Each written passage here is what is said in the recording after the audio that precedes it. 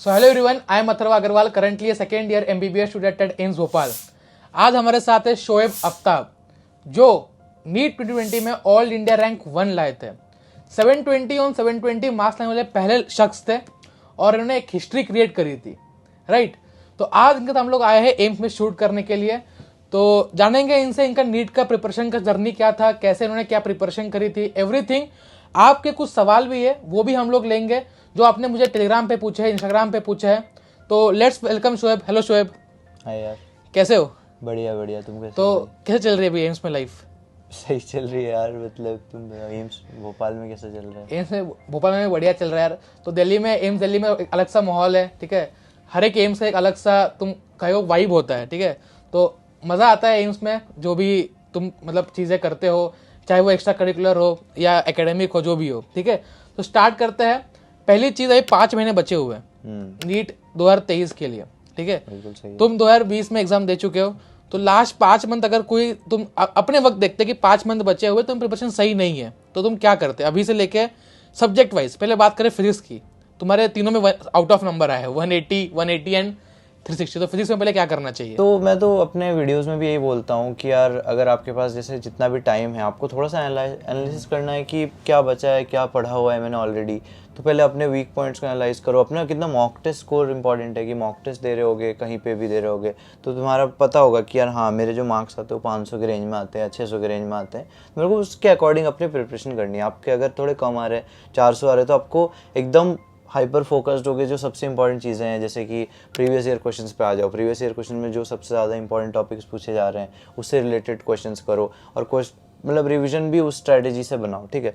तो मतलब काफ़ी चीज़ें वेरिएबल है, बट एक चीज़ जो है मैं हमेशा बोलता हूँ, जैसे अगर फिजिक्स है तो फिजिक्स में अपने को क्या है, कॉन्सेप्चुअल अंडरस्टैंडिंग बहुत इंपॉर्टेंट है, फार्मूले की अंडरस्टैंडिंग बहुत इंपॉर्टेंट है। अगर आपको बिल्कुल फिजिक्स नहीं आती तो चुपचाप पीवाईक्यू उठाओ, पीवाईक्यू में देखो कि सवाल कौन कौन से आते हैं और उसके पीछे का जो कॉन्सेप्ट है वो सॉल्व कर लो, ठीक है। एटलीस्ट अगर इतना करके जाओगे तो फिजिक्स में 60% 70% नंबर आ जाएंगे। मतलब 180 में 120 130 भी आ जाएंगे अगर इतना अच्छे से करके जाते हो। मतलब प्रीवियस ईयर क्वेश्चन सारे, प्रीवियस ईयर क्वेश्चन के पीछे कॉन्सेप्ट सारे, ठीक है। और केमिस्ट्री में भी अगर देखा जाए तो ऐसे 3 पार्ट हो गए, इनऑर्गेनिक, ऑर्गेनिक और फिजिकल।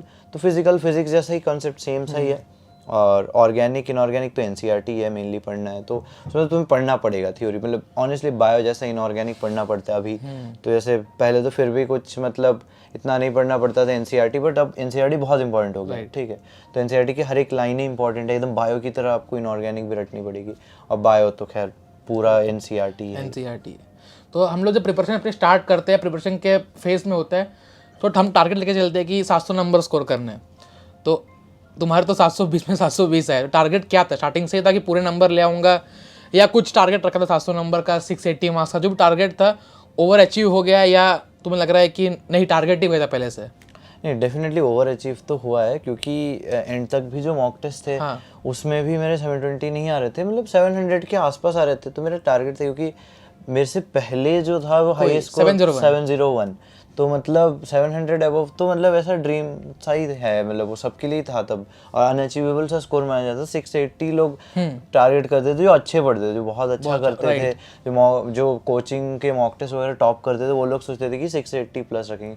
मेरा भी ऐसा था कि 680 प्लस अपना बेस्ट केस सिनेरियो है, और वर्स्ट केस मान लो पेपर खराब चला जाए तो 650 प्लस ऐसा था। क्योंकि मॉक टेस्ट में अच्छा कर रहे थे, कोचिंग में अच्छा कर रहे थे, तो लगा था कि हाँ बेस्ट केस सिनेरियो होगा 680 प्लस, और वर्स्ट केस शायद अगर मान लो थोड़ा खराब हो गया, कुछ बिगड़ गया, तो 650 तक आ जाने चाहिए। तो ऐसा ही था, इतना ज़्यादा तो नहीं सोचा था, बट ठीक है। फिर पेपर में फिर सब बनते चले गए क्वेश्चन सब। तो जब घर पे वापस आए तो क्या रिएक्शन था? जैसे रिएक्शन मतलब लास्ट तक भी मेरे को लगा नहीं कि मतलब मैं आ जाएंगे 720। मतलब ऐसा था कि पेपर देने के बाद भी मेरे को था कि 4-5 क्वेश्चन में तो डाउट है। तो मतलब मैं घर पे भी जब कॉल कर रहा था, पापा को भी कॉल किया, तो बोला कि मतलब पता नहीं शायद 700 प्लस ना आए, इतना तक बोला कि 700 प्लस भी ना आए। तो क्योंकि 4-5 क्वेश्चन में डाउट तो था, बट फिर आंसर कीज आई तो मिलाया, तो उसमें भी देखा कि हाँ फिर भी था, आंसर की के बाद भी था। तो लगा कि हाँ 720 का प्रोबेबिलिटी है, 720 का प्रोबेबिलिटी है। अगर मैंने जो किए हैं, जो डाउटफुल क्वेश्चन, जो एक आध इंस्टीट्यूट्स के की में भी फ़र्क आता है, तो वो वाले अगर 1-2 क्वेश्चन सही हो जाए तो 720 है। तो मतलब तब तो फिर बहुत खुशी हुई कि मतलब ये तो एक्सेप्शनल सही हो गया। लेकिन फिर थोड़ा कन्फ्यूजन था कि क्या है नहीं है, बाकियों का क्या आ रहा है, मतलब फिर वो तो थोड़ा हो ही जाता है, क्योंकि जब आप एक कोचिंग में होते हो तो आपके साथ बहुत सारे अच्छे स्टूडेंट्स होते हैं, तो सबके साथ बात करते हो तो फिर वो थोड़ा और बढ़ता है फिर, तो बस ऐसा ही था फिर। चलो बढ़िया। अभी आपके कुछ क्वेश्चन जो आपने टेलीग्राम पे पूछे हैं, इंस्टाग्राम पे पूछे हैं, वो एकदम क्विकली शोएब से पूछेंगे और उनके जो आंसर्स आपको मिल जाएंगे। तो पहला क्वेश्चन प्रखर का है। प्रखर ने पूछा है how to manage time and complete syllabus on time. Time को कैसे मैनेज करें?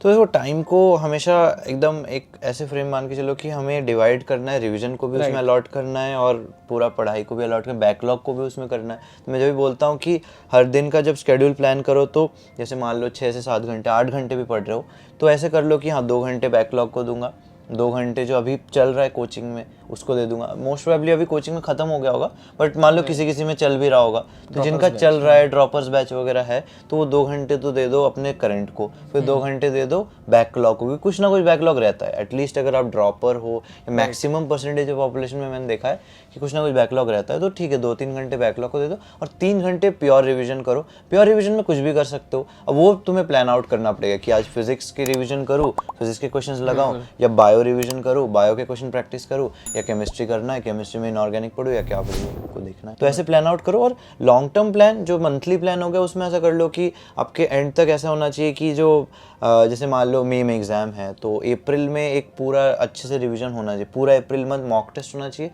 ऑल्टरनेट डे पे मॉक टेस्ट अपेयर करो। मॉक टेस्ट जरूरी नहीं कोचिंग का हो, खुद से भी दे सकते हो, खुद से पेपर डाउनलोड करके ऑल्टरनेट डे पे पेपर अटेम्प्ट करो और फिर उसके बाद एक रिवीजन पूरा होना चाहिए और उससे पहले 1 या 2 रिवीजन होना चाहिए। मतलब टोटल मिला के 3 रिवीजन बहुत बढ़िया है। अगर आप पूरा फुल सिलेबस 3 रिवीजन कर पाते हो तो बहुत बढ़िया। एक क्वेश्चन और है इशिका का, इशिका खंडेलवाल। उसने पूछा है if you start from now then also is there sufficient time to clear NEET? तो डेफिनेटली यार sufficient time in the sense start now का मतलब ये तो नहीं कि 0 से स्टार्ट कर रहे होगे, कुछ ना कुछ तो आता ही होगा। 11-12 तो पढ़ा ही होगा, 11-12 मतलब बोर्ड्स लायक भी पढ़ा हो तो भी आपका मतलब ऐसा है कि 30-40% हो गया है काम। बोर्ड्स लायक भी अगर आपने पढ़ रखा है तो आप उस पर बिल्डअप करो चीज़ों को, आप थोड़ा PYQ पे आ जाओ, क्योंकि अभी से अब ऐसा अप्रोच नहीं ले सकते कि मैं हर एक चैप्टर को एक चैप्टर वाइज पढ़ूंगा। थोड़ा PYQ पे आ जाओ, थोड़ा ऊपर से एक बार चैप्टर देख लो, जो कुछ आते हैं 1 शॉट रिवीजन आते हैं, जो 1 शॉट रिवीजन पढ़ लो एक बार 1 शॉट में ख़त्म करो और देख लो क्या क्या इंपॉर्टेंट टॉपिक से क्या क्या है नहीं है, PYQ में कैसे क्वेश्चन आते हैं, उसके अकॉर्डिंग अपना स्ट्रेटेजी बनाओ कि हर PYQ से यहाँ से बार क्वेश्चन आ रहा है तो मैं इसी बेसिस पे थोड़ा ज़्यादा बनाता हूँ और इसमें ये टॉपिक इंपॉर्टेंट है। क्योंकि 1 शॉट में जब आप पढ़ते हो, किसी से भी पढ़ते हो, यूट्यूब पे पढ़ो चाहे किसी टीचर से पढ़ो, कोचिंग वाले टीचर से पढ़ो, तो टीचर आपको बता देते हैं कि यार ये टॉपिक इंपॉर्टेंट है, ये टॉपिक में से क्वेश्चन आ सकता है, ये टॉपिक में से पहले आया हुआ है, तो वो टॉपिक आप पढ़ लो। तो ऐसे अप्रोच रखो। अभी नेक्स्ट क्वेश्चन है फरहान का। फरहान ने पूछा है how to build concepts in physics, क्योंकि क्वेश्चन सॉल्व नहीं हो रहे उससे, कोई कंसेप्ट भी कर दो, कंसेप्ट कैसे बिल्ड करें? हाँ, तो कंसेप्ट बिल्ड करने का एक तो तरीका है कि आप क्लास नोट्स वाला जो नॉर्मल तरीका हो गया, कोचिंग जाते हो आप क्लास नोट्स बनाते हो, या कोचिंग कहीं से भी कर रहे हो, यूट्यूब से कर रहे हो या कहीं से भी कर रहे हो, कैसे भी कर रहे हो, तो एक तो ये तरीका हो गया नॉर्मल तरीका। लेकिन अगर आपको मान लो इससे काम नहीं हो रहा है, आपने गया मतलब आपने ट्राई किया, कोचिंग आप गए, आपने नोट्स बनाया, सब कुछ किया, बट फिर भी नहीं हो पा रहा है, तो आई बिलीव कि बेस्ट तरीका ये होता है कि आप खुद से ट्राई करो। जैसे आप मैं HC वर्मा करता था, ठीक है, मैं HC वर्मा का थ्योरी पढ़ता था, मतलब क्वेश्चन सॉल्व नहीं, क्वेश्चन सॉल्व में ठीक है JEE वाले लेवल के क्वेश्चन है, थोड़े टफ क्वेश्चन है, समझ आता है, बट हाँ अगर आपको थ्योरी समझ आता है तो मतलब काफ़ी आप उससे इंप्रूव कर सकते हो। तो मैं क्या करता था, सब टॉपिक्स के लिए नहीं, सबके लिए ऑफ कोर्स नहीं बोलूँगा, लेकिन जो टॉपिक आपको लग रहा है कि थोड़ा टफ है, थोड़ा उसमें हम समझ सकते हैं, थोड़ा पढ़ सकते हैं, थोड़ा जान सकते हैं इसके बारे में, तो उसमें आप डेफिनेटली क्या कर सकते हो, थोड़ा HC वर्मा टाइप्स या कुछ कॉन्सेप्चुअल बुक आप पढ़ सकते हो। सो दैट्स इट, जितने भी क्वेश्चन थे हमने ले लिए हैं। बाकी आपको और कोई क्वेश्चन हो तो आप कमेंट कर सकते हो। शोएब का चैनल भी इसकी लिंक दे दूंगा, मैं मेंशन कर दूंगा, उस पर अगर तुम देख सकते हो और वीडियोस पड़ी हुई है, डायरेक्ट तुम्हें को शोएब से पूछना है, ठीक है। And that's it for the video, मिलते हैं नेक्स्ट वीडियो के अंदर। Thank you Shoaib for coming and guiding the NEET aspirants, and thank you everyone for watching this episode. अगर वीडियो अच्छा लगा तो लाइक कर देना, शेयर कर देना और चैनल को सब्सक्राइब कर दो फटाफट से 100 के करने। Thank you everyone, bye bye. चलो बाय बाय।